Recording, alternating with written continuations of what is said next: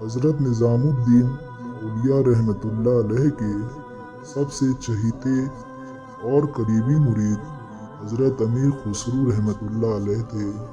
حضرت امیر خسرو رحمۃ اللہ علیہ تجارت کے پیشے سے منسلک تھے اور دوسرے ملکوں میں بھی مال تجارت کے لیے لے کر جایا کرتے تھے۔ ایک مرتبہ تجارت کا مال بیچ کر اور ضروری مال لے کر واپس ہندوستان آئے۔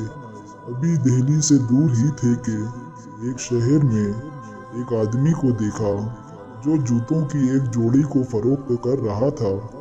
آپ نے ایک ہی نظر میں اپنے مرشد کے جوتے پہچان لیے، لپک کر بڑھے اور پوچھا، کیا دام لوگے اس جوڑے کے؟ اس آدمی نے کہا، جو چاہے دے دے۔ امیر خسرو رحمۃ اللہ علیہ نے سارا مال و اسباب دے کر وہ جوتوں کا جوڑا خرید لیا اور سر پر رکھ کر دربار اولیاء میں حاضر ہوئے۔ حضرت نظام الدین اولیاء رحمۃ اللہ علیہ نے آپ کو دیکھا اور مسکرا کر فرمایا، امیر خسرو، بڑا سستا سودا کر لیا ہمارے جوتوں کا۔